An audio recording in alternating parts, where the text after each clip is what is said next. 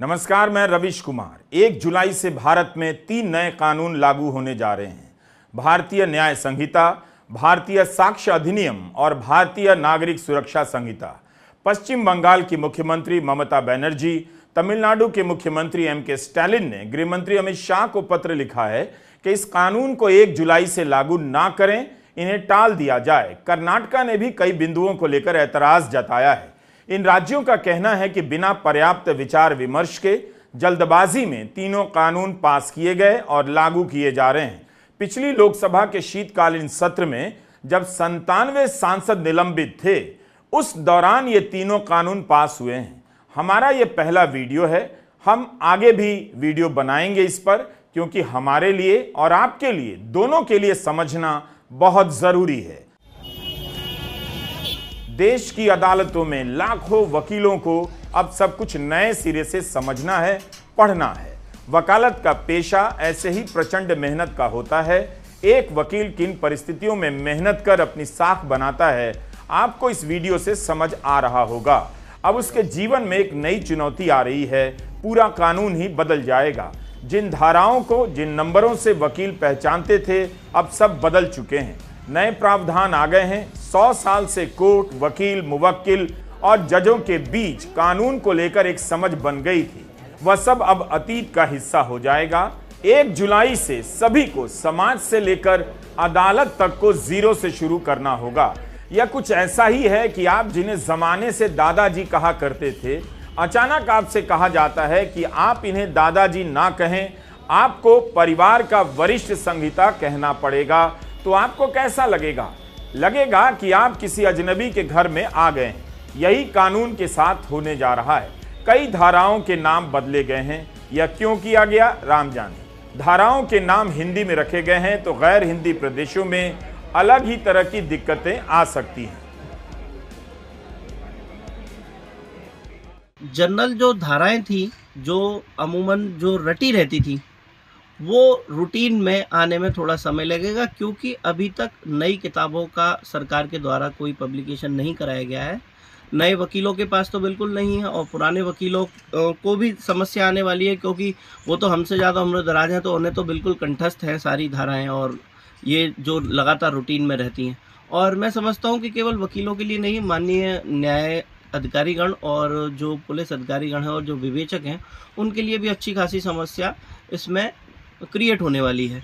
और इसके समाधान के लिए आवश्यक यह है कि वृहद स्तर पे माननीय उच्च न्यायालय या सर्वोच्च न्यायालय के द्वारा इस पर एक लीगल एड प्रोग्राम चलाया जाए। उसमें वकीलों को भी शामिल किया जाए, उसमें पुलिसकर्मियों को भी शामिल किया जाए, उसमें न्यायिक अधिकारी गणों को भी शामिल किया जाए, जिससे कि आम जनमानस तक इस कानून को पहुँचने में आसानी हो सके। बार काउंसिल ऑफ इंडिया ने क्यों पत्र लिखकर तमाम बार एसोसिएशन और स्टेट बार काउंसिल से अनुरोध किया है कि वे इन कानूनों के विरोध से दूर रहें?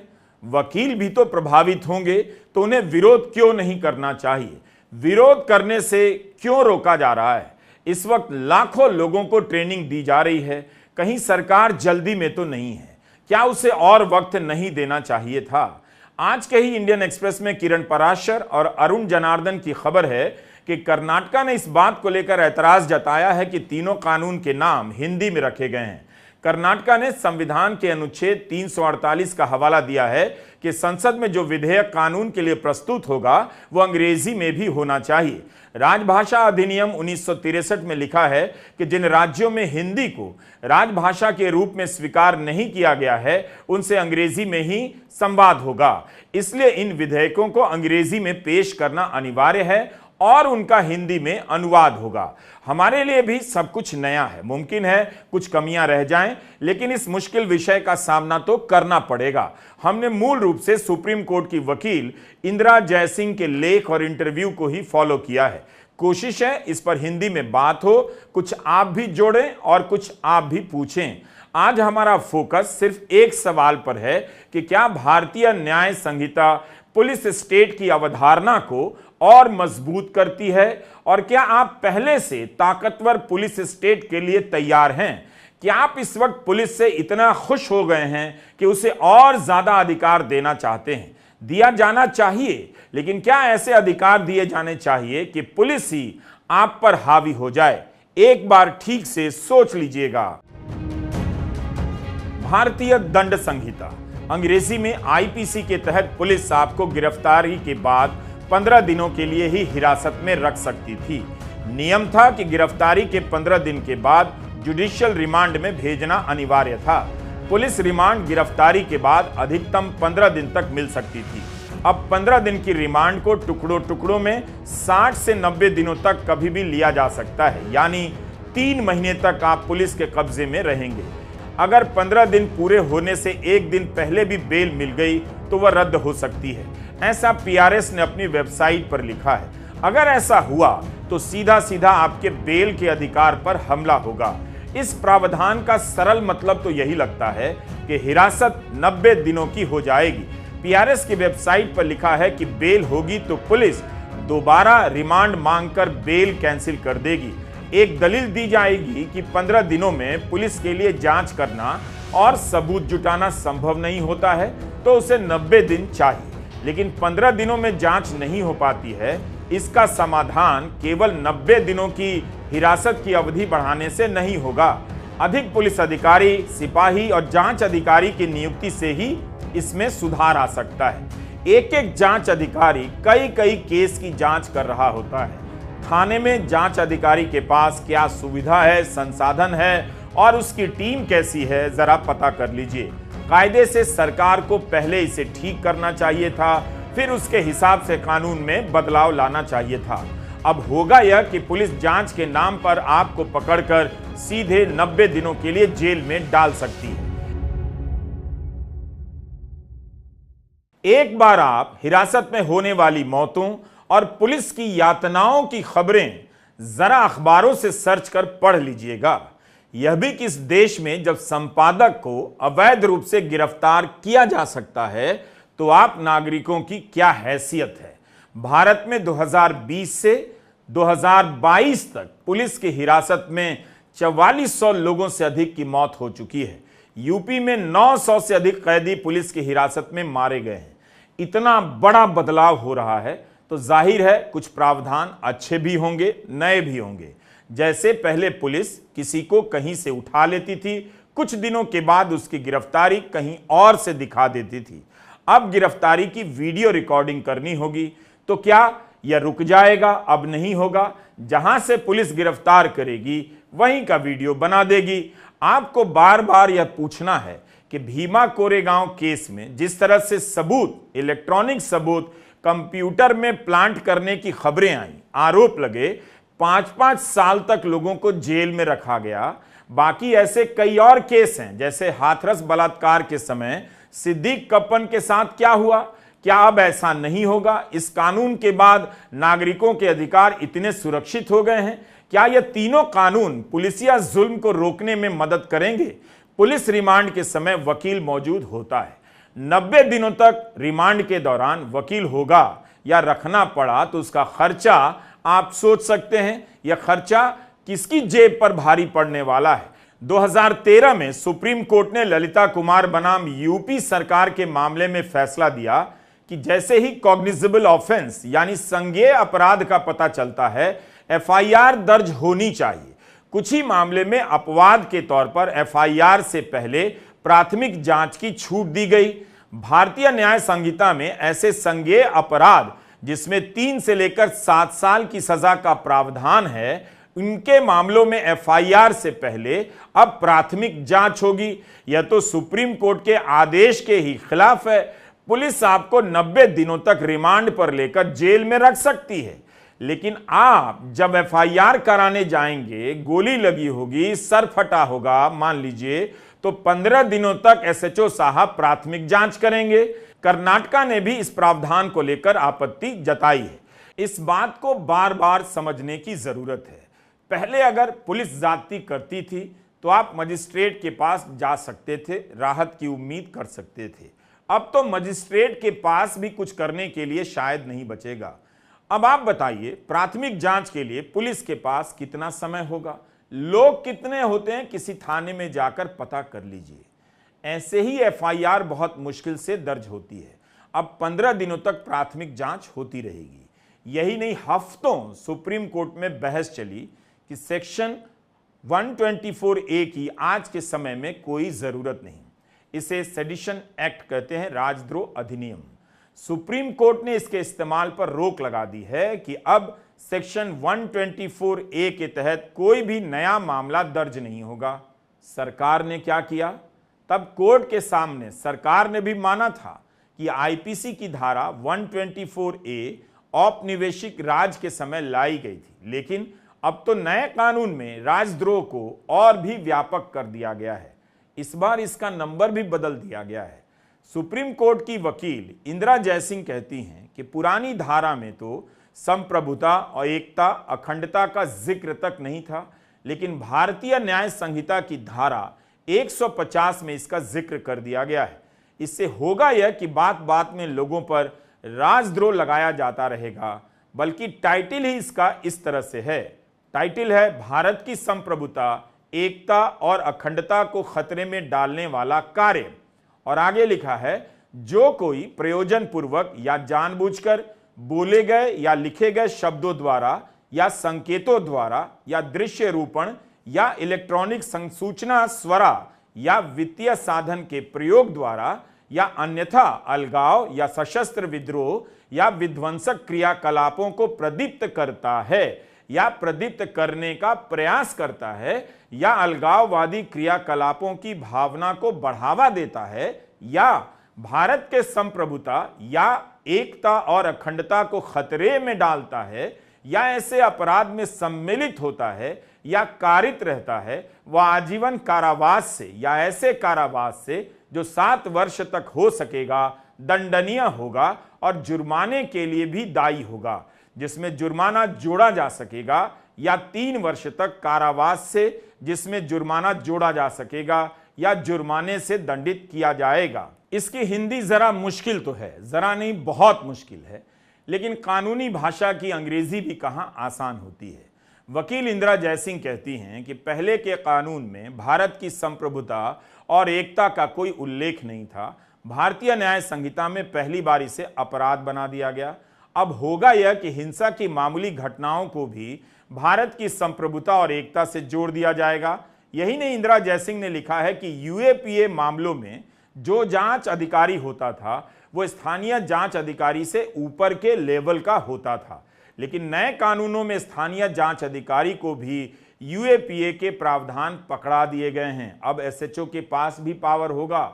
अब किसी भी थाने में आतंकवाद के मामले की जांच होगी और इन प्रावधानों का इस्तेमाल होने लग जाएगा। यूएपीए में जांच शुरू करने से पहले सरकार से इजाजत लेनी जरूरी होती थी। जैसे अभी खबर आई कि अरुंधति रॉय के खिलाफ 2010 के एक केस में दिल्ली के लेफ्टिनेंट गवर्नर ने स्वीकृति दी है। पीयूसीएल के कविता श्रीवास्तव और वी सुरेश के 24 जून के विस्तृत विश्लेषण में बताया गया है कि भारतीय न्याय संहिता में अब किसी से इजाजत लेने की जरूरत नहीं। तो अब तो थानेदार किसी को भी डरा देगा, बोलो क्या करना है, यूएपीए लगा दूं। उनका कहना है कि मामूली हिंसा की घटनाओं को भी आतंकवाद के स्तर पर ले जाया जा सकेगा और यूएपीए की धारा लगा दी जाएगी। इसी से मिलता जुलता एक सेक्शन 113 भारतीय न्याय संहिता में जोड़ा गया है, जिसका नाम ही है टेररिस्ट एक्ट। सार्वजनिक संपत्ति का नुकसान या नुकसान की संभावना भी आतंकवादी कृत्य की परिभाषा में शामिल कर दिए गए हैं। अब आते हैं उस दलील पर जो मेरी नजर में बकवास भी है और फालतू भी है। कहा जा रहा है कि इन कानूनों के पीछे की सोच यह है कि अंग्रेजी राज की मानसिकता से आजाद करना, अंग्रेजी राज की मानसिकता से। अंग्रेजी में इसे डीकॉलोनाइजेशन कहते हैं। संसद परिसर के बाहर विपक्ष के सांसदों के हाथ में जो संविधान है वह पूरी तरह से भारतीय है। भारतीय सदस्यों से बनाई गई, यानी संविधान सभा के सदस्यों ने इसके एक एक प्रावधानों पर चर्चा की, पास किया और संविधान बना। डॉक्टर भीमराव अंबेडकर का संविधान देखकर किसी को याद नहीं आता है, ना आना चाहिए कि इसका संबंध किसी अंग्रेजी राज की मानसिकता से है।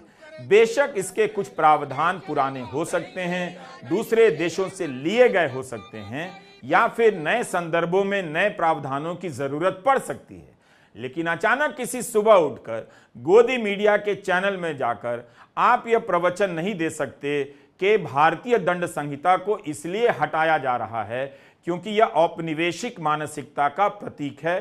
ऐसी बातें बहुत विचित्र लगती हैं। इस हिसाब से तो संविधान के भी कई प्रावधान दुनिया भर की संसदीय प्रणाली से प्रभावित हैं।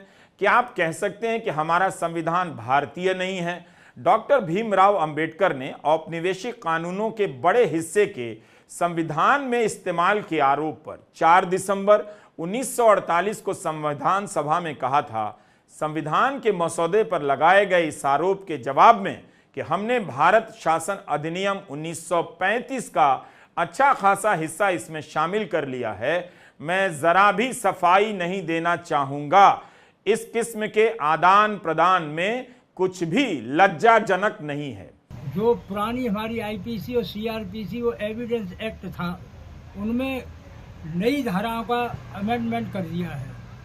पुरानी ख़त्म करके आईपीसी जगह पे एनवीसी कर दिया है, बीएनएस कर दिया है, और केवल अंकों की इधर हेरा फेरी हुई है मात्र, मतलब अंक घटा बढ़ा दिए गए हैं, धारा में परिवर्तन कर दिया गया है, जो कि त्यों एडिट है सब मामला।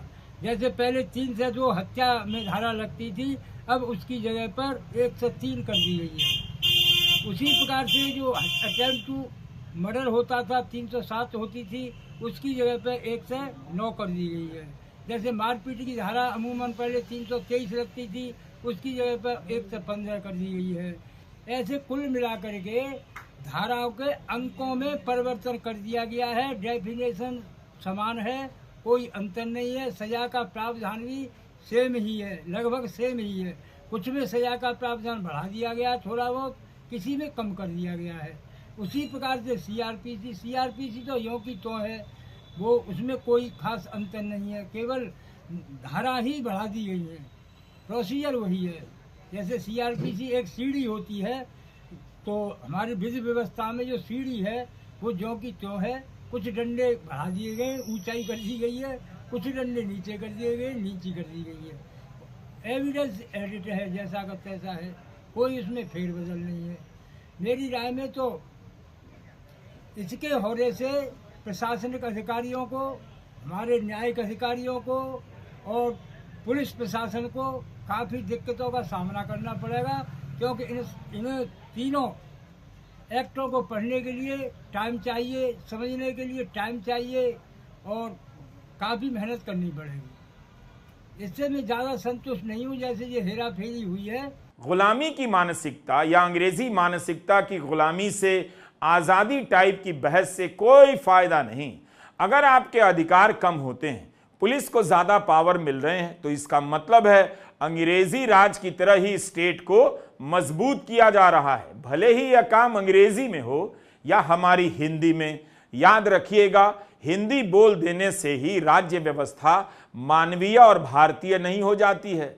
हिंदी बोलकर भी शासन उतना ही क्रूर और विभत्स, हिंसक और झूठा हो सकता है जितना वह किसी अन्य भाषाओं में। इसलिए नागरिक अधिकारों की बात कीजिए, उसकी चिंता कीजिए।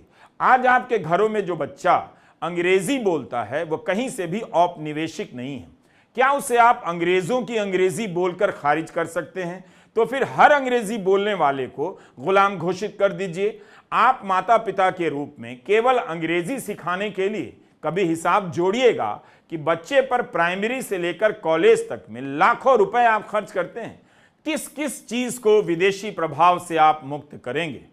कायदे से तो आपको विदेश भी नहीं जाना चाहिए। जो विदेश में बस गए उन सबको पकड़ के ले आना चाहिए ताकि उन्हें आजाद भारत में बसाया जा सके।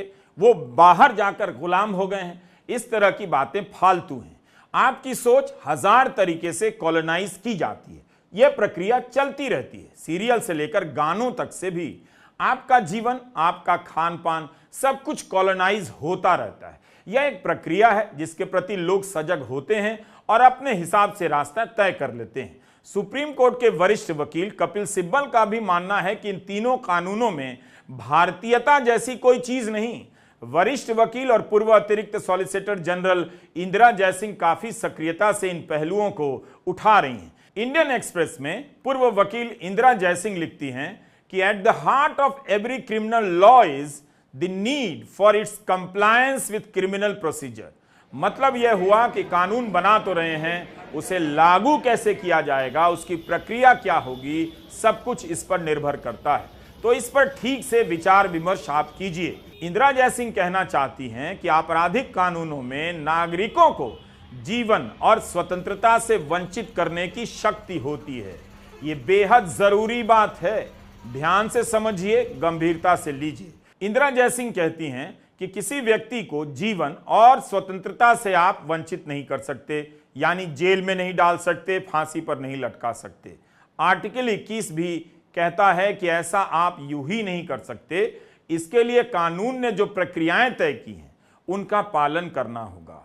भारतीय दंड संहिता और क्रिमिनल प्रोसीजर कोड CRPC के जरिए इसकी पूरी व्यवस्था बना दी गई है ताकि आप सुरक्षित महसूस करें। लेकिन 1 जुलाई से यह सब अतीत होने जा रहा है। बहुत ध्यान से इसे समझने की जरूरत है। जो मैंने नहीं बताया उसके बारे में भी पता कीजिए। जो मुझसे बताने में कमी रह गई मुझे भी बताइए ताकि अगले वीडियो में मैं इसे ठीक कर सकूं। नमस्कार, मैं रवीश कुमार।